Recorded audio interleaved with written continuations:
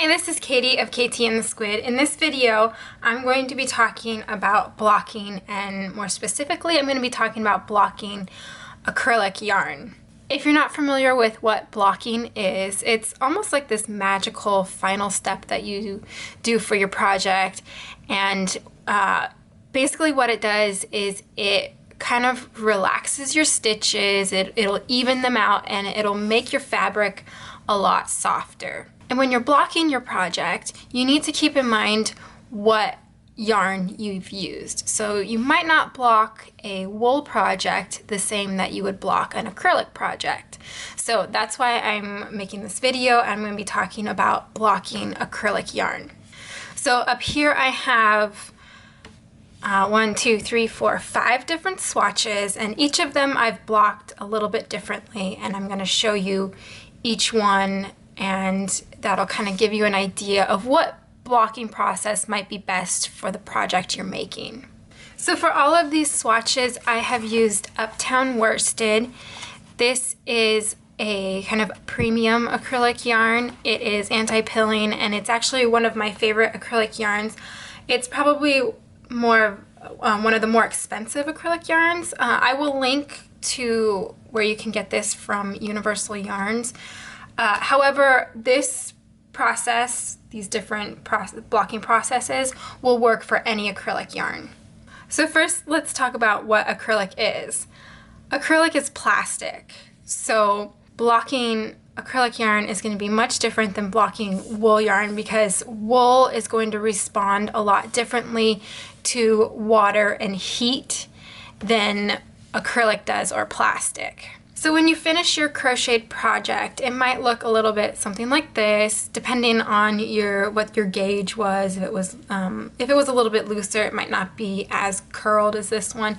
And you can see it's kind of stiff. It doesn't have any drape to it, and blocking is really going to help with that. So this first swatch here, I wet blocked. Now, wet blocking is not my favorite choice for blocking acrylic, but I'm going to show you how it works, so maybe it will work for you. So what I did with this swatch is I got a bowl of lukewarm water. I added just a squirt of wool wash, and I will link to the wool wash that I use in the description of this video. Then I let it soak in the bowl for a good 20 minutes.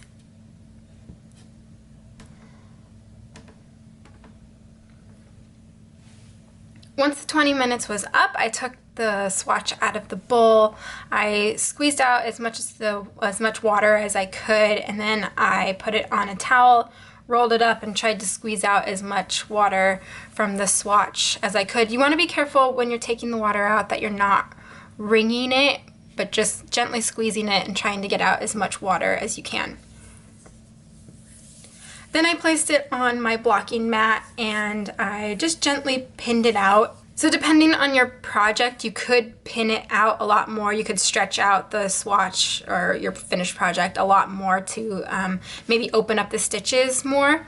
But I just very gently pinned it into a square, and then I let it completely dry before I took the pins out. So this is the finished swatch. You can see it is flatter than the original, so it did do something, but there is still a little bit of curling to it, and it has a little bit more drape to it. It has kind of, because I pinned it out, I think that helped open up the stitches a little bit more.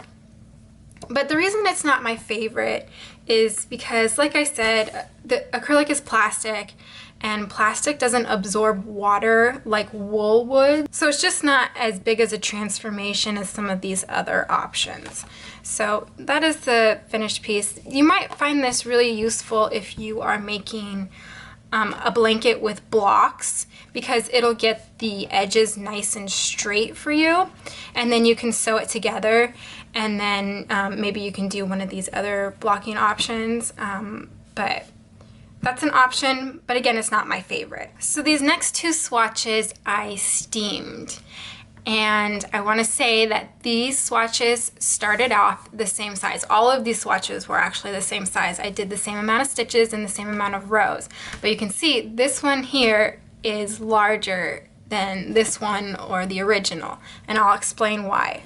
So steam blocking, it's not always my go-to when I am blocking acrylic, but it can have a really cool effect, and I recommend just trying it at least once because it's fun to play with.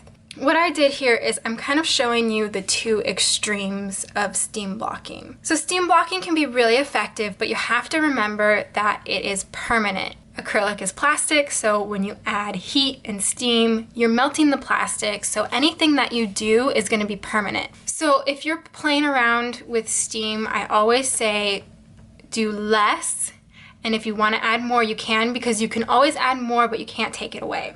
So this first swatch, I just barely steamed, and just enough to kind of take the curl out of it. And then this one I did what is called killing acrylic, which I really steamed it. So this is the steamer that I use. It's a Conair. I will link to where you can find this on Amazon, but I've had this for, oh gosh, I don't know, maybe close to 8 years, and it's still hanging in there. All of the labels have worn off. So, but other than that, it's been a great steamer. So I'll link to where you can find this on Amazon. So for this swatch here, what I did is I put it on my blocking mat, and then I took my steamer, and it's a little deceptive in the video, but I did hold it as far away as I could without touching my camera. And I mean, I just barely steamed it. I'm a lot further away than it probably looks. And then I just kind of like steamed it enough to where I could feel that the swatch was warm, and I could tell that it wasn't curling anymore. And then I flipped it over and I did the same thing on the other side. So the trick to this one is that you want to make sure that you're moving the steamer around and you're not concentrating on one spot too much, because like I said, it's permanent, so if you accidentally get one spot too much and you melt it too much, it's not gonna look so great. So just make sure you're really moving the steamer around and getting it really even. Flip it over, maybe let it cool down, and then check it, and if you wanna add more steam, you can. So here is the original, and here's the just barely steamed swatch. And you can tell just by looking at it here, it's not curling.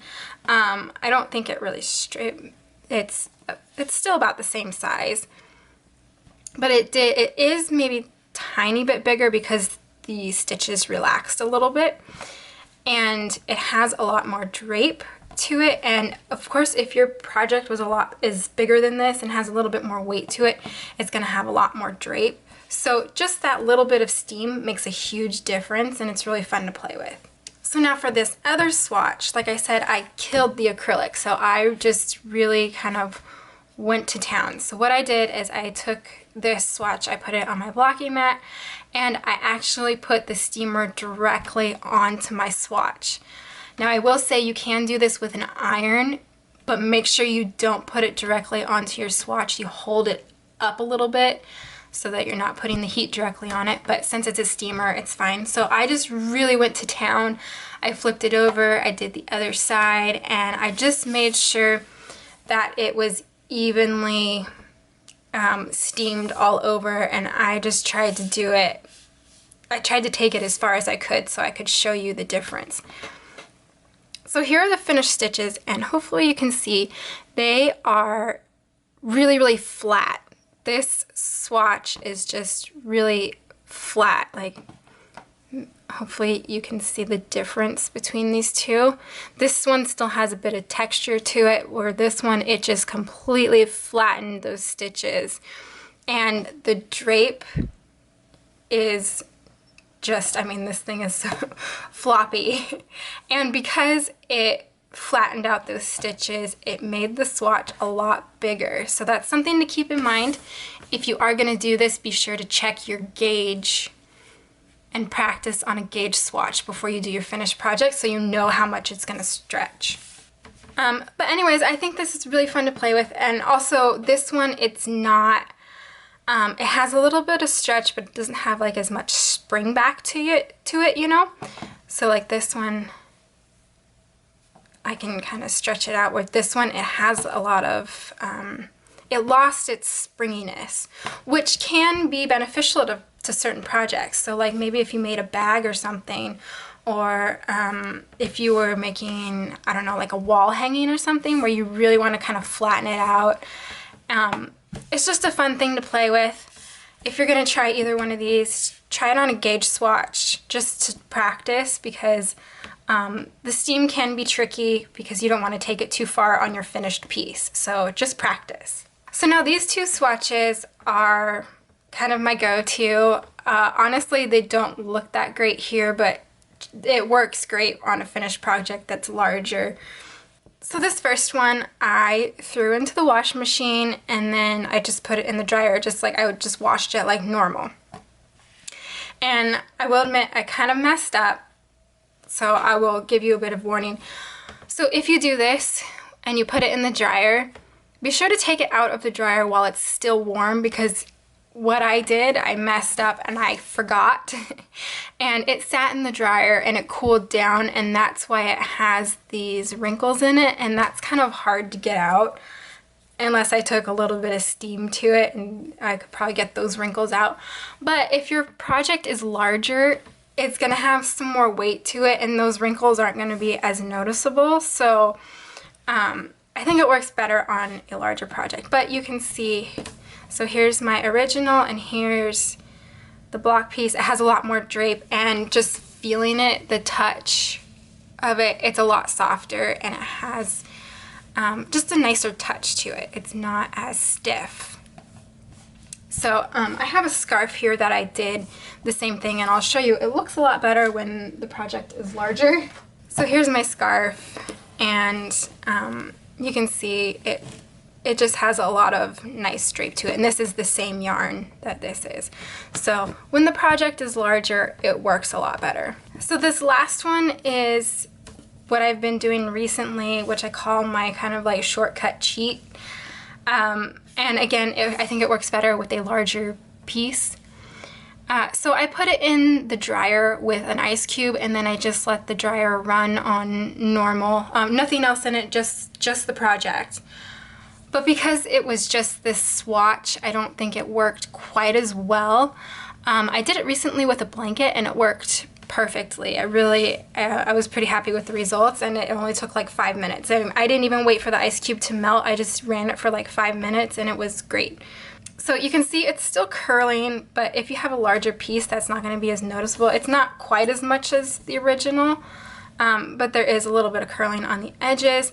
The feel is a lot softer. It's really hard to convey the feel over the video, but it is a lot softer, and I can feel it's not as stiff. It has a little bit more drape to it.